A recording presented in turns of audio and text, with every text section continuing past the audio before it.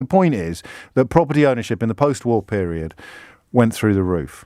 And the current generation, people in their late 20s, 30s, even early 40s now, do not approach property ownership in the way that I did. This was one of the biggest discoveries I made presenting this program.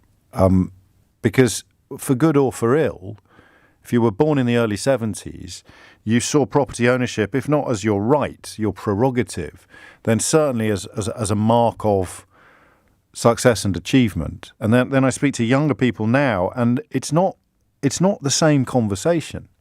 It's not the same principle. It's something that has changed beneath our feet, and it's changed incrementally so we haven't noticed. Like the old adage about a frog being boiled. You know, I don't think it's biologically true, but it's a figure of speech for a reason. And the idea is you don't notice that you're boiling to death because the temperature gets turned up so slowly. So let's call it the presumption of property ownership. And I know that doesn't apply to everybody. And I am not in any sense, way, shape or form looking down on people who never had a presumption of property ownership. Quite the opposite, actually. But that's gone. I speak to people in their 20s and 30s, and the presumption of property ownership from people with a background comparable. Got picked up on Twitter at the weekend for mispronouncing that word, so I need to keep a list of all the words I mispronounce. Comparable, not comparable. I always say comparable. Apparently it's supposed to be comparable. Backgrounds comparable to mine, by which I don't mean, private school and all that malarkey. I just mean a realistic expectation, a presumption even, of property ownership. And what was property ownership for my generation? Property ownership was a 110% mortgage.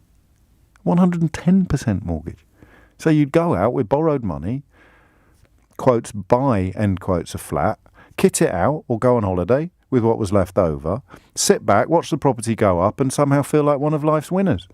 And then a few years ago I was at a party and there's a bloke there doing what always happens at middle class Christmas drinks parties. There's sort of areas where you meet people you don't know that well, because it's more neighbourhood-based than social circle-based. And it was banging on about how much all our houses were going up in value at the time.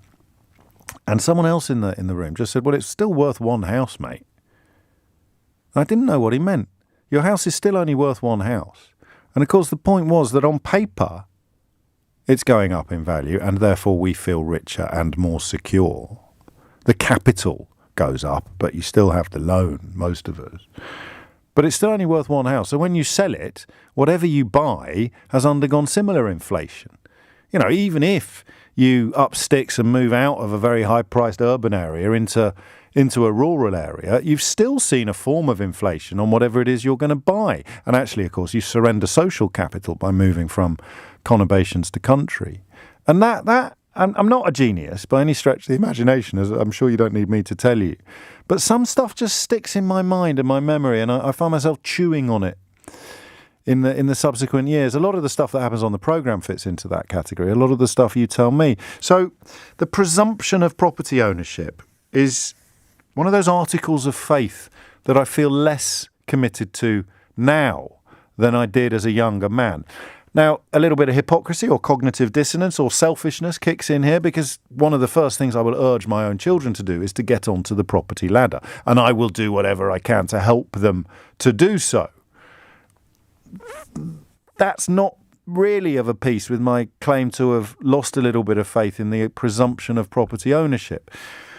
Except for this simple reason.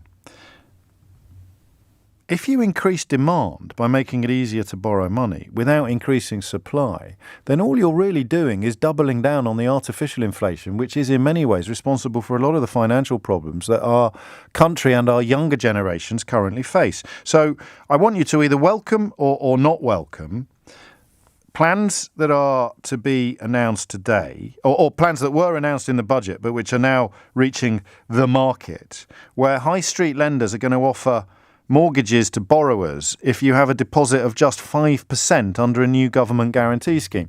I haven't crunched the numbers completely, but I think the interest rates that these people will be expected to pay or required to pay would involve it costing them more money to borrow than it does the owners of Arsenal and Manchester United, just to neatly tie things in with the last conversation.